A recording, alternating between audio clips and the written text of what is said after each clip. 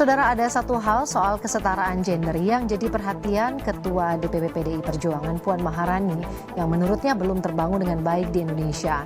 Dalam dialog di program Rosi, Puan bahkan mengucurkan air mata saat mengutarakan keinginannya bagaimana seorang perempuan merupakan makhluk tangguh yang bisa berperan dalam berbagai hal. Laki-laki dan perempuan adalah sebagai dua sayapnya seekor burung. Jika dua sayapnya sama kuatnya, maka terbanglah burung itu sampai ke puncak yang diinginkan.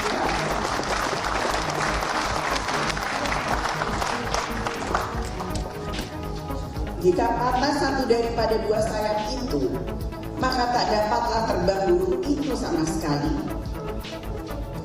Inilah semangat yang juga harus kita tanamkan bersama dalam membangun kehidupan demokrasi, di mana perempuan dan laki-laki dalam harkat dan martabat kemajuan dan kesejahteraan yang sama. Assalamualaikum warahmatullahi wabarakatuh. Nama saya Fatihah Putri Surya dengan NIM 140562338. Saya dari Pendidikan Sosiologi kelas B dan pada tugas UAS Sistem Sosial Budaya Indonesia. Dengan kesempatan ini, saya akan mengangkat studi kasus dengan judul Transformasi Peran Perempuan di Masyarakat Modern Indonesia dengan Perspektif Sosial dan Budaya dan Upaya Mengatasi Permasalahan Gender dalam Pembangunan. Baik, transformasi peran perempuan di Indonesia merupakan salah satu fenomena sosial yang paling menarik dalam beberapa dekade terakhir. Dari peran tradisional yang kental dengan nilai-nilai patriarki, kini perempuan Indonesia semakin menempati posisi strategis di berbagai bidang seperti politik, ekonomi, pendidikan, dan budaya. Perubahan ini dipicu oleh beberapa faktor, termasuk globalisasi, modernisasi, serta gerakan emansipasi yang semakin kuat. Dalam video ini, saya akan mengupas tuntas bagaimana transformasi tersebut terjadi, faktor-faktor yang mendorong perubahan, tantangan yang masih dihadapi perempuan di Indonesia, dan upaya mengatasi permasalahan gender dalam pembangunan.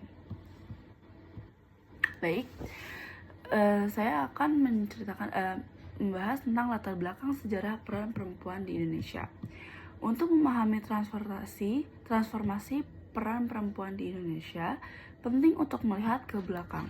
Pada masa-masa sebelum kemerdekaan saat itu, peran perempuan sangat terbatas pada ranah domestik.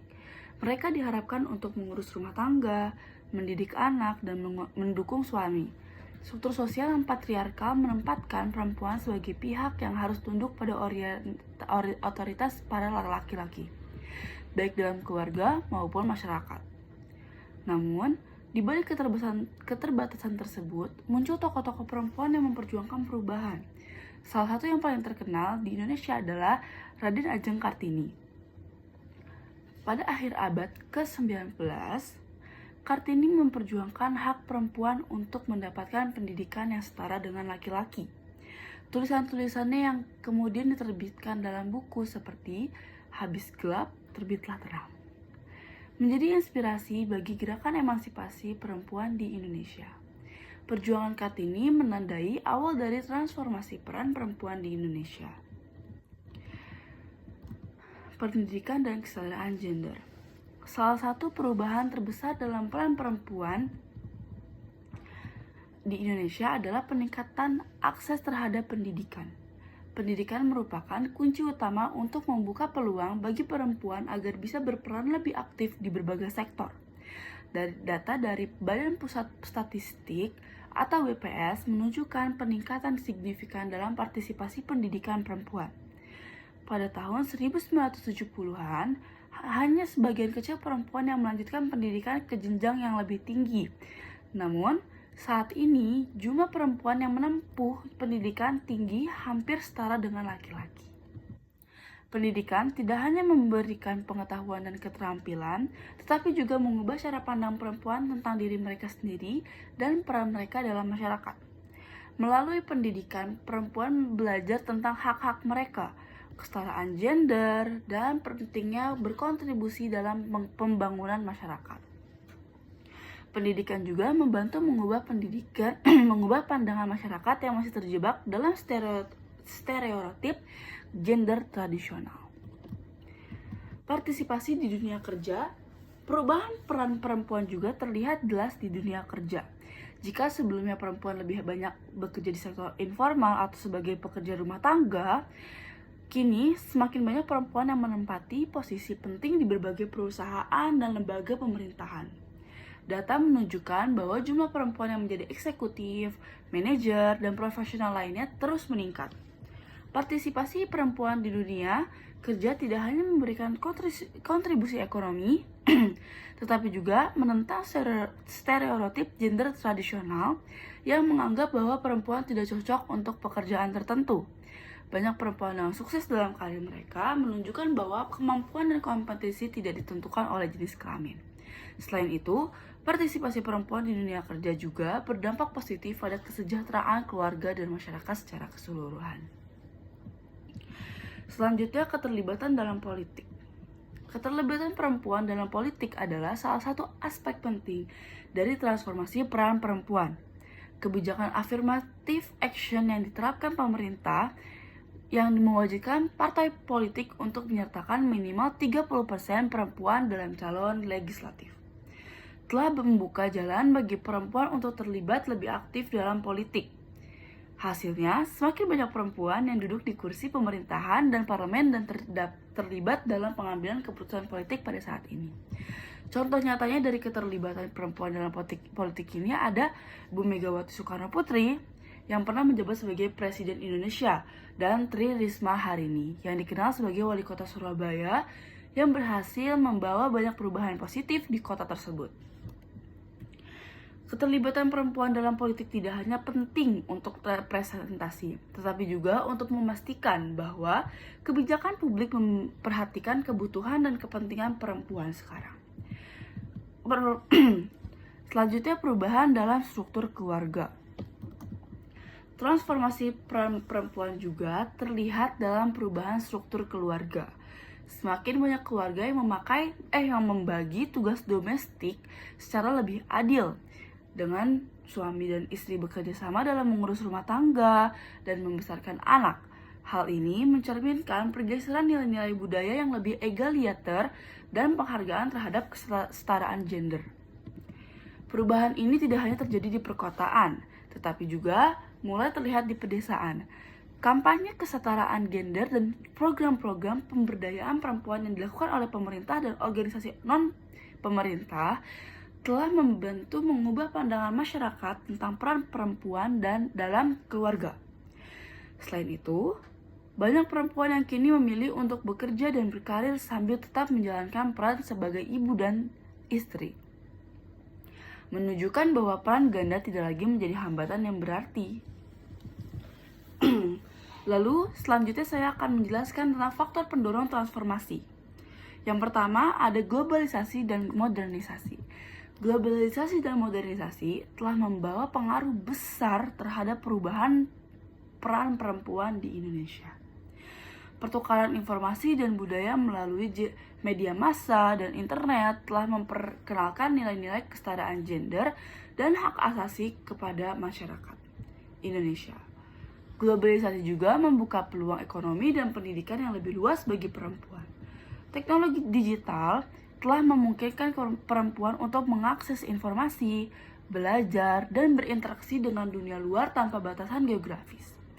Media sosial menjadi platform bagi perempuan untuk mengekspresikan diri, berbagi pengalaman, dan menggalang dukungan untuk isu-isu yang mereka hadapi. Globalisasi juga membawa perubahan dalam dunia kerja, di mana fleksibilitas kerja dan peluang usaha semakin terbuka lebar bagi perempuan. Yang kedua ada gerakan emansipasi perempuan. Gerakan emansipasi perempuan di Indonesia semakin kuat dengan berbagai organisasi dan lembaga yang aktif memperjuangkan hak-hak perempuan. Kampanye kesetaraan gender, perlindungan terhadap kekerasan, dan hak-hak reproduksi adalah beberapa isu yang diperjuangkan oleh gerakan ini. Organisasi seperti Komnas Perempuan dan berbagai LSM lokal telah memainkan peran penting dalam advokasi dan edukasi masyarakat. Gerakan emansipasi perempuan tidak hanya berfokus pada perubahan hukum dan kebijakan, tetapi juga pada perubahan budaya dan sikap masyarakat.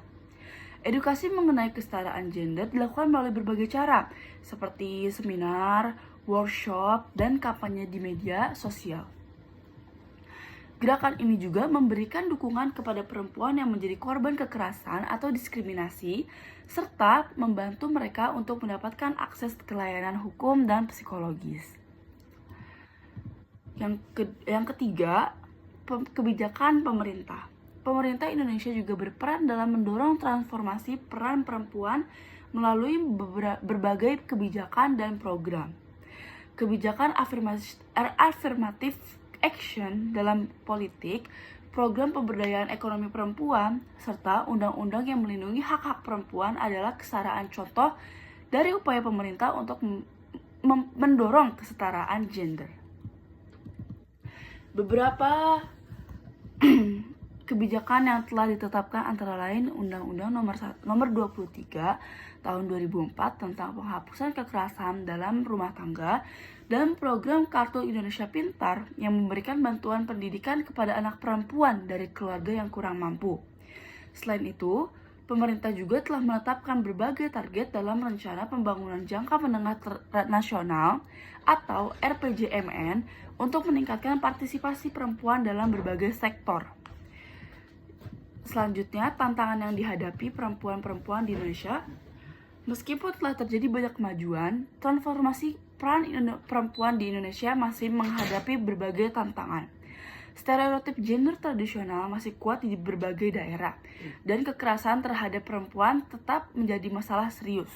Selain itu, masih ada kesenjangan upah antara laki-laki dan perempuan, serta keterbatasan akses perempuan terhadap posisi kepemimpinan di beberapa sektor. Salah satu tantangan terbesar adalah mengubah sikap dan pandangan masyarakat yang masih memegang teguh nilai-nilai patriarkal. Edukasi dan kampanye kesetaraan gender perlu terus digalakkan untuk mengatasi hambatan budaya ini.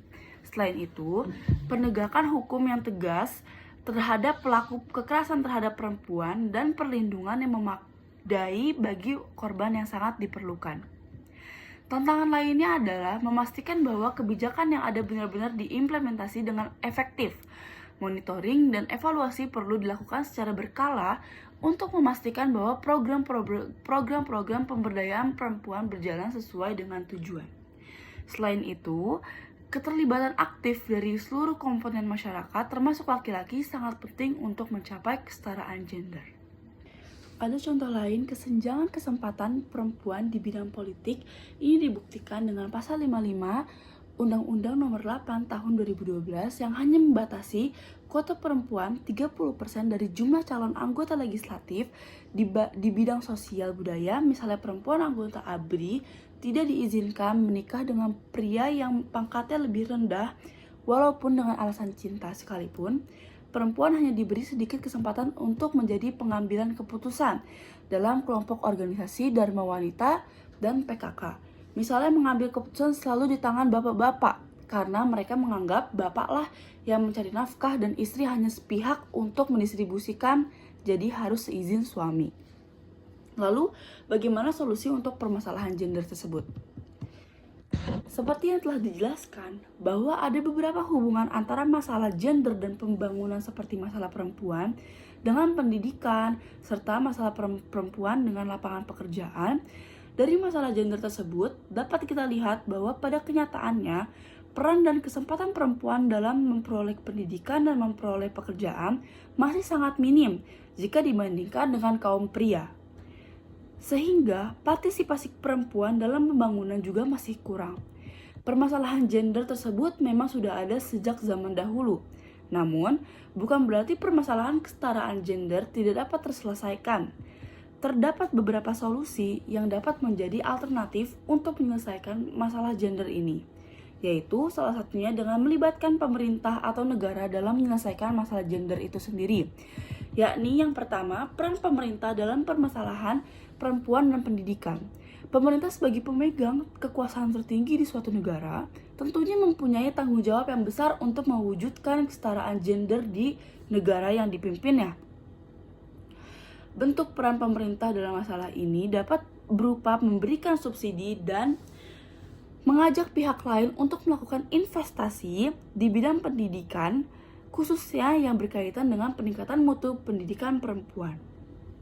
Misalnya, dengan menggalakkan wajib belajar 9 tahun bagi semua warga negara tanpa menghiraukan jenis kelamin dan member sanksi pada warga yang tidak menjalankan, dan dengan begitu tingkat partisipasi perempuan dalam pembangunan akan meningkat. Dan diharapkan akan tercipta kesetaraan gender antara perempuan dan laki-laki. Yang kedua, peran pemerintah dalam permasalahan perempuan dalam bekerja. Untuk menyelesaikan masalah tersebut, maka sangat dibutuhkan intervensi dari pemerintah. Karena dengan kewenangan yang dimiliki oleh pemerintah, maka pemerintah dapat membuat UU yang mengatur tentang ketentuan kriteria pekerjaan berdasarkan pada keterampilan, bukan berdasarkan pada jenis kelamin. Selain itu, pemerintah juga dapat menentukan standar upah berdasarkan tingkat pekerjaan yang dilakukan, bukan berdasarkan jenis kelamin. Peraturan tersebut tentunya ditunjukkan kepada pihak perusahaan, baik milik swasta ataupun milik negeri. Dengan begitu, pemerintah mempunyai kewenangan untuk memberikan hukuman kepada perusahaan yang melanggar undang-undang tersebut. Bila undang-undang ini dapat dilaksanakan dengan baik, maka dapat dipastikan kesetaraan gender di bidang tenaga kerja akan terwujud dengan sendirinya. Dan yang ketiga, masalah kesenjangan di bidang politik, sosial, dan budaya. Pemerintahan bisa merevisi Undang-Undang Nomor 8 Tahun 2012 agar wanita diberi kuota 50% dalam jumlah calon keanggotaan legislatif. Organisasi wanita diberi kesempatan untuk mengambil keputusan untuk memajukan organisasinya seperti yang dicita-citakan. Dan penghapusan larangan anggota ABRI wanita untuk menikah dengan pria yang dicintainya dari pangkat yang lebih rendah. Yang keempat adalah pemberdayaan ekonomi perempuan. Menurut saya, kita harus membuat program pelatihan keterampilan, mengadakan program pelatihan keterampilan untuk perempuan, khususnya di daerah pedesaan, agar mereka dapat mengembangkan usaha sendiri dan menjadi mandiri secara ekonomi. Pelatihan ini bisa mencakup keterampilan teknis, manajemen bisnis, dan literasi keuangan. Juga harus kita memperluas akses perempuan ke sumber pembiayaan seperti pinjaman mikro, kredit usaha rakyat, dan dana investasi. Bank dan lembaga keuangan perlu memberikan fasilitas yang mendukung perempuan untuk memulai dan mengembangkan bisnis mereka. Yang kelima adalah kampanye kesadaran masyarakat, di mana menggunakan media massa dan media sosial untuk dikampanyekan pentingnya kesadaran gender. Kampanye ini harus menargetkan berbagai lapisan masyarakat untuk mengubah pandangan dan sikap terhadap peran perempuan. Juga mengadakan sesi edukasi dan diskusi di komunitas-komunitas lokal tentang pentingnya kesetaraan gender dan bagaimana mengatasi diskriminasi gender. Keterlibatan tokoh masyarakat dan pemimpin lokal dapat memperkuat pesan ini. Yang keenam, peningkatan keterlibatan laki-laki dalam kesetaraan gender. Mengadakan program pelatihan sensitivitas gender bagi laki-laki, terutama di tempat kerja dan lingkungan pendidikan.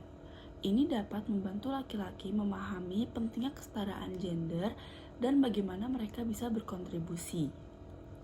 Lalu, mendorong laki-laki untuk lebih terlibat dalam tugas-tugas domestik dan pengasuhan anak. Ini dapat dilakukan melalui kampanye yang menyoroti pentingnya berbagi tanggung jawab rumah tangga secara adil. Kesimpulannya, menurut saya, transformasi peran perempuan di masyarakat modern Indonesia merupakan proses yang kompleks dan multidimensi. Pendidikan partisipasi di dunia kerja dan politik, serta perubahan struktur keluarga menunjukkan kemajuan signifikan dalam kesetaraan gender. Namun, berbagai tantangan masih perlu diatasi untuk mencapai kesetaraan yang lebih sustainable. Kolaborasi antara pemerintah, masyarakat, dan berbagai organisasi menjadi kunci dalam mewujudkan masyarakat yang lebih inklusif dan adil bagi perempuan di Indonesia. Transformasi ini menunjukkan bahwa perempuan Indonesia memiliki potensi besar untuk berkontribusi dalam berbagai aspek kehidupan. Dengan terus mendorong kesetaraan gender dan memberdayakan perempuan, Indonesia dapat mencapai perkembangan yang lebih inklusif dan berkelanjutan. Peran perempuan yang semakin kuat dalam masyarakat modern akan membawa dampak positif tidak hanya bagi perempuan itu sendiri, tetapi juga bagi masyarakat dan negara secara keseluruhan. Kesetaraan gender bukan hanya masalah perempuan. Ini adalah masalah kemanusiaan yang mempengaruhi kesejahteraan seluruh masyarakat. Dengan memperdayakan perempuan, kita tidak hanya meningkatkan kualitas hidup mereka, tetapi juga memperkuat struktur sosial dan ekonomi negara. Kesetaraan gender adalah fondasi untuk membangun yang berkelanjutan dan inklusif, dan upaya untuk mencapainya harus terus dilakukan dengan komitmen dan kolaborasi yang kuat dari semua pihak.